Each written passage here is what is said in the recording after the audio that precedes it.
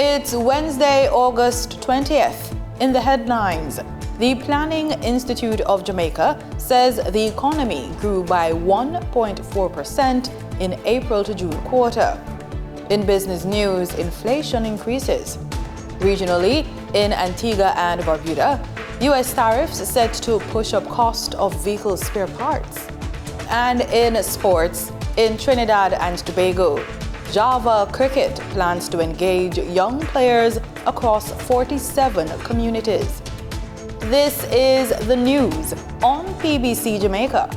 I'm Simone Absalom Gale.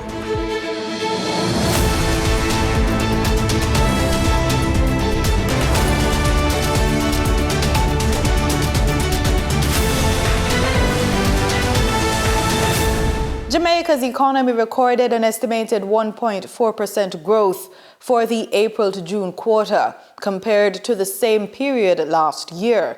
This, according to the Planning Institute of Jamaica. PIOJ Director General Dr. Wayne Henry revealed the figures during the Institute's quarterly press briefing on Tuesday. Dr. Henry attributed the positive outturn to continued expansion in most industries, especially in the goods-producing and services sectors. The goods-producing industry grew by 3.8%, driven by strong performances in 3 of its 4 sub-industries. Meanwhile, the services industry recorded a more modest increase of 0.5%. Namely agriculture, forestry and fishing, manufacturing and construction. The mining and quarrying industry was estimated to have recorded a contraction due to weakened demand and technical challenges. He notes that recovery in the economies of Jamaica's key trading partners contributed to increased external demand, further supporting economic performance. Supported by a strengthening in both consumer and business confidence levels, pushed by a positive perception of current economic conditions, as well as optimism surrounding business prospects, and a higher level of employment facilitated by an increase in the employed labor force by 24,200 persons. He also reported a 14.1% increase in output from other agricultural crops, with 9 crop groups recording gains. Real value added for the agriculture industry grew by an estimated 9.8%. This outturn primarily reflected the impact of more favorable weather conditions, which contributed to an increase in output per hectare and an 11% expansion in the area of domestic crops reaped. Based on current output levels, the industry has fully recovered from the shock of Hurricane Beryl and is now in a new growth phase. The performance of the industry. The government will disburse approximately $535 million in back-to-school grants to beneficiaries under the Program of Advancement Through Health and Education, PATH, ahead of the 2025-2026 academic year. According to the Ministry of Labor and Social Security, 106,990 students enrolled under PATH will benefit from the grant, which will be added to their regular payments. Disbursement began on Monday, August 19, and will continue through September 2, with additional collectional days set for September 4 and 5 to accommodate those unable to collect on their scheduled dates. Audrey Dare Williams, Chief Technical Director in the Ministry's Social Security Division, says grants this year have been boosted by either $5,000 or $10,000, depending on the category. One of the most notable increases is the tertiary bursary, which has risen by 50%, moving from $100,000 to $150,000. Additional educational support includes $20,000 in one-time grants for students pursuing CSEC subjects, $25,000 grants for certificate or skills training programs, $35,000 for students registered to sit CAPE units. $40,000 grants for those pursuing diplomas or associate degrees. The PATH initiative is part of the government's ongoing commitment to support vulnerable families and improving access to education at all levels. The Ministry of Culture, Gender, Entertainment and Sport has teamed up with Guardian Life Limited to provide group health insurance for Jamaica's entertainers and creatives. The contract was officially signed on Tuesday at the ministry's Trafalgar Road headquarters. More in this report from Danita Rodney. The Ministry of Culture, Gender, Entertainment and Sport has partnered with Guardian Life Limited to launch the Jamaica Entertainers and Creatives Insurance Plan, or JSEP. The initiative will provide health insurance for members of the creative sector. At Tuesday's signing ceremony, Guardian Life's Group President of Life, Health and Pension, Eric Hussein, says the plan delivers on a long-awaited commitment to support entertainers and creatives with access to quality, affordable health care. Today's event is more than a formality, my friends. It is a tangible commitment to an idea that has been long in the making, that those who give us so much through their talent, creativity, and cultural contribution should also have peace of mind and protection in the event of life's twist and turn through access to quality, affordable health care. He adds that the program gives the industry a much-needed safety net after years of uncertainty. Yet for too long, many of these same practitioners have worked without the safety net of health insurance coverage, often leaving them vulnerable in times of injury and illness. The introduction of a health insurance plan under JSIP changes that narrative. It provides a foundation of security, dignity, and peace of mind to those who often work outside traditional employment structure, but contribute immensely to the culture and economic life of our nation. Portfolio Minister Olivia Babsy-Grange, in her speech, describes the plan as a game changer for the country. The introduction of health insurance for entertainers and creatives in Jamaica, it is considered a game changer, as not many, in fact, no small island developing states or developing countries have instituted a similar program. This program is unique to us. The minister also outlines some of the benefits included in the coverage. It covers loss of limb, am I right? It covers maternity. It covers doctor's visit. It covers hospitalization. It covers overseas. So you're well covered. Man, you know, it doesn't go into millions of dollars because there is a limit, but it covers the basic needs. Several entertainers and creatives received their health cards at the launch, marking the official start of the new insurance plan. For the news on PBCJ, I am Danita Rodney. Time now for the business report with Denise Williams.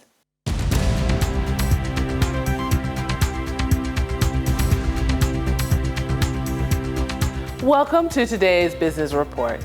I'm Denise Williams, here to bring you the stories shaping the financial world and guiding your journey to smarter business decisions.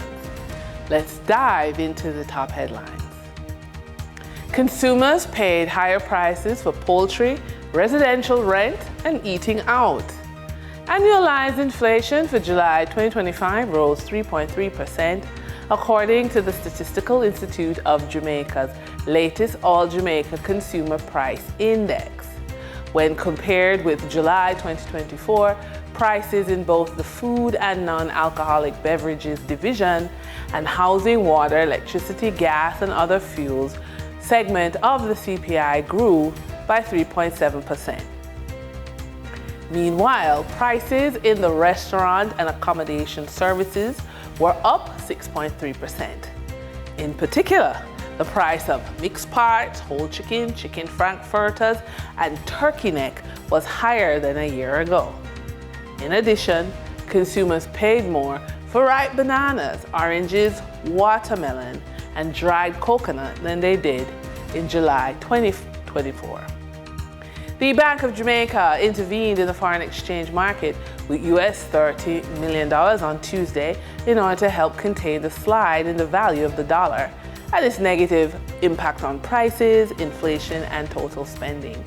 The bank says it received 43 bids for US $69.9 million, but it accepted only 18 of these bids for the US $30 million it pumped into the market, resulting in unsatisfied demand of US $39.1 million.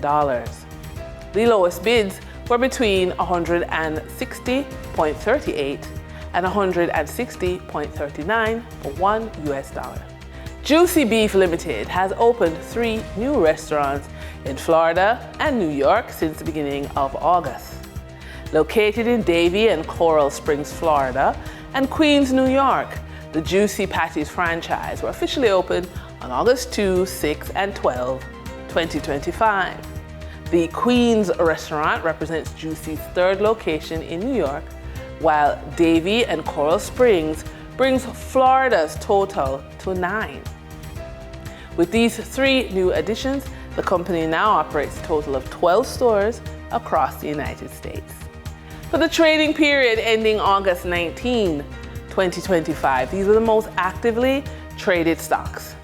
Caribbean Financial Conglomerate JMMB Group Limited, 7.35% cumulative redeemable preference shares with 5,118,499 units traded, representing 25.83% of market sales volume.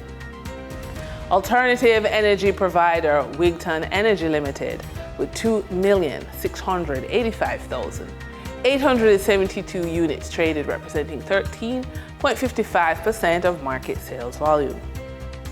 Wholesale hardware merchant Atlantic Hardware and Plumbing Company Limited with 2,154,806 units traded, representing 10.87% of market sales volume. We now shift our focus to the Forex market rate set by the Bank of Jamaica.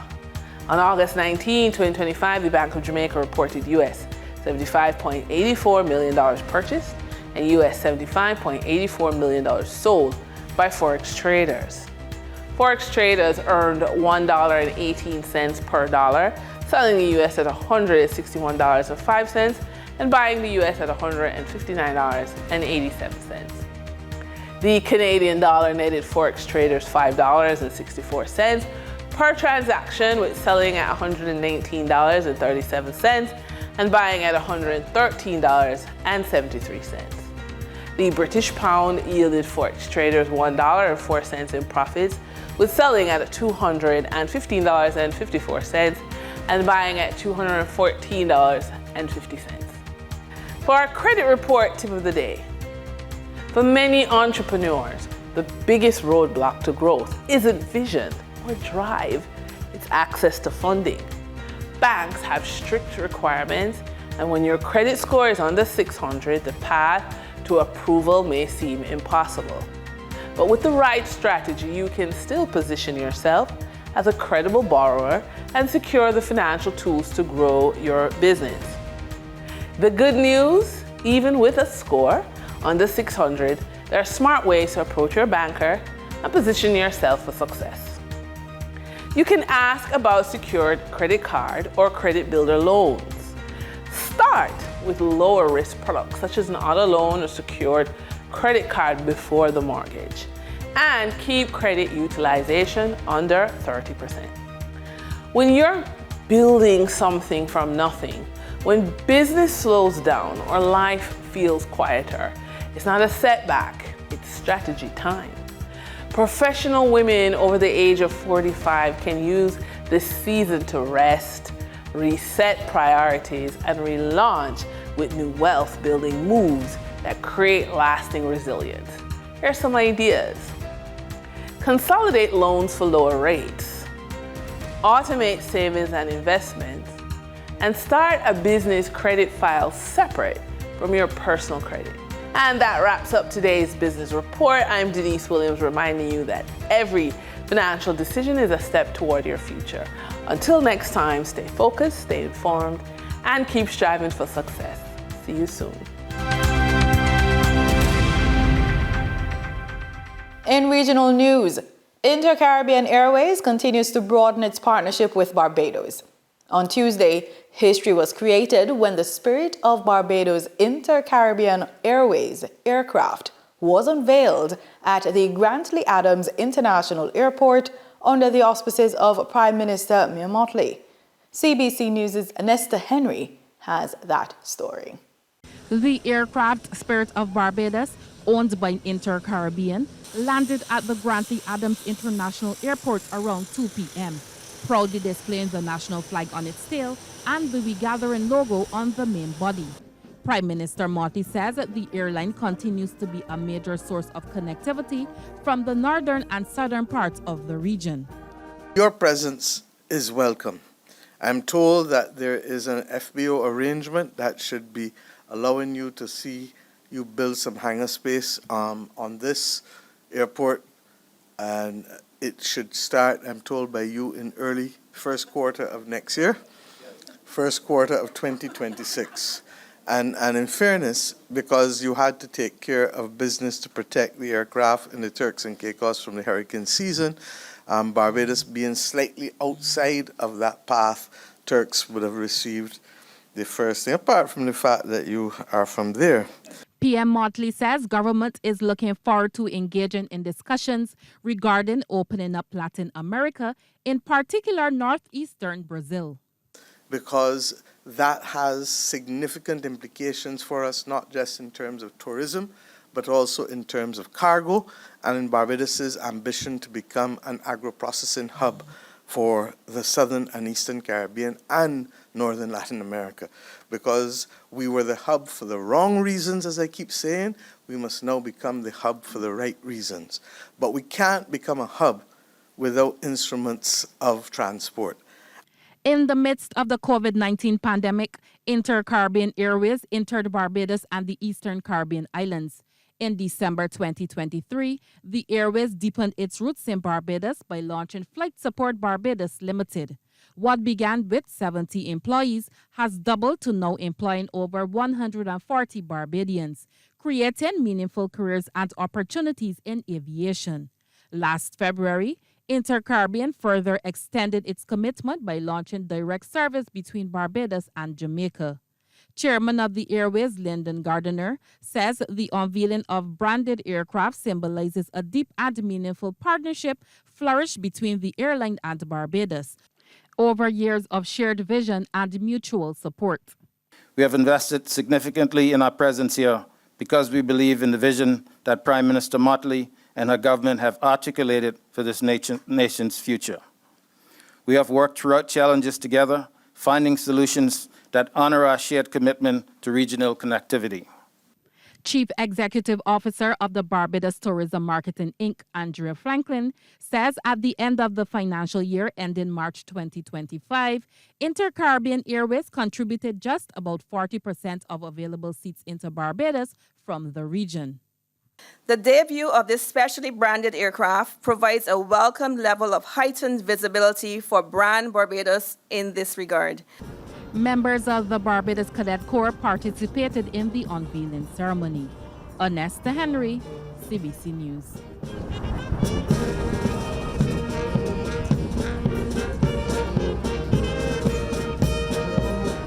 In Antigua and Barbuda, motorists are being told to brace for increased prices as a result of tariffs imposed in the United States.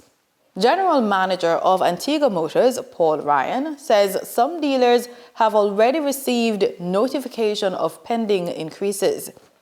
ABS News spoke with Ryan weeks ago as part of an in-depth look at this issue. Theresa Goodwin explains. Tariffs are taxes paid on imported goods by importers. That means when the United States government imposes tariffs on goods from certain countries, the U.S. importers pays a tariff to the U.S. government. Those businesses then determine how much will be passed on to us, consumers. Washington has made adjustments to its reciprocal tariffs announced in April, but average tariff rates imposed by the U.S. on other countries have increased sharply.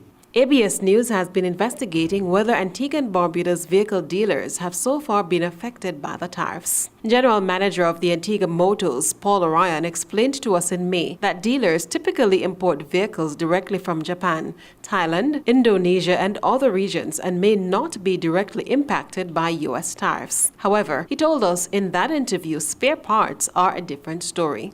According to Ryan, most vehicle parts are routed through the U.S., and that is where consumers will feel the impact the most. Many of our spare parts, at least the majority of our spare parts, are housed in the United States, and that was changed probably over 20 years ago, where we used to import our parts directly from Japan or Thailand. The brands we represent, Honda and Isuzu, all the parts are warehoused in the United States. Ryan adds sourcing these parts from the U.S. usually means they reach Antigua in a faster time. However, most of the spare parts currently in stock in the U.S. warehouses originate from countries now subject to higher tariffs, a cost that could ultimately be passed on to consumers in Antigua and Barbuda. That is going to trickle down to us because these parts are domesticated and stored in the U.S. warehouses, and there's no way to get around that. So generally speaking, we're going to see at least within the next 2 to 3 months, spare prices, parts and accessory pricing increasing. Ryan also explains another change in the U.S. regarding inland freight, which could have implications for consumers in this country. Once cost of living goes up, everything's going to go up. Again, we've seen our driver's licenses, our vehicle licenses increase in prices. That is also going to cause a trickle effect down to taxis and then all these car services. We've also reached out to the other 2 major vehicle dealers. Officials from one of the companies declined, while we were unable to secure an interview with officials from the other company, despite repeated efforts and their promises to respond to us. Theresa Goodwin, ABS News. In St. Lucia, the House of Assembly passed legislation to permanently zero-rate sanitary napkins. The resolution, which zero-rates feminine hygiene products, including pads, first took effect on August 2, 2023, and will now make its way to the Senate. While both sides of the aisle acknowledged the policy's importance, the opposition leader, Alan Chastney, is not impressed. He claims it is merely a token of effort to ease the cost of living burden. In a continued push to end period poverty in St. Lucia, government lawmakers took to Parliament on Tuesday to debate the renewal of a policy that permanently zero-rates sanitary napkins.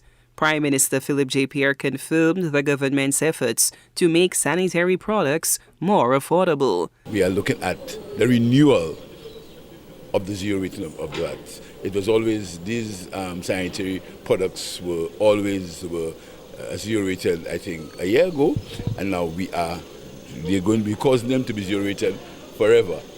So there will no longer be any VAT on sanitary products. A zero-rated good carries no VAT at the checkout, but businesses can still claim back the VAT they paid on inputs, resulting in a lower retail price. Governments often apply zero rating to basic essentials to ease the burden on low-income households. That resolution has been passed today. There no longer will be any VAT on sanitary products because the resolution ended in August when it was moved for 1 year. Now there's going to be no sanitary products are going to be zero rated. Although the UWP political platform previously criticized the government's efforts to end period poverty, on the weekend, will you go and knock on the school door and ask the security to open there for you so you can get some pads? I ain't polishing no language. I ain't calling no sanitary napkin. The resolution received bipartisan support from lawmakers on Tuesday, as it had in the past. Opposition leader Alan Chasney acknowledged the policy's importance, but stressed the need for further measures to ease the cost of living. Anything that can reduce the cost of living in this country is going to be important, but these are all token effects. I mean, if the government really wants to impact the cost of living in this country, the 2.5% levy that they said was only going to be here for 2 years, and they decided deliberately, in the face of everything, to continue that tax, right, is wrong, offensive, and it's disrespectful to the people of this country, and it's causing significant amount of pain. Chasney accused the SLP administration of using the policy as a form of tokenism, arguing that it offers little real benefits to the wider population. Gas prices. We've seen that the gas price at the pump, for a barrel of oil in the U.S. has dropped below $65. $65, and we're still selling gas at the pump for $16. Every single day that solutions are being forced to pay that excessive price is money that's going into the government's hands and out of the taxpayers of this country. And what are we getting in exchange? Where's the improvement in the roads? Where's the improvement in the healthcare? In fact, all these things have regressed since this new tax has come in. So this is just a token of effect. The zero rating of feminine hygiene products, including pads, by the SLP administration first took effect on August 2nd, 2023. The resolution passed the lower house and now makes its way to the Senate. In sports, we focus on cricket.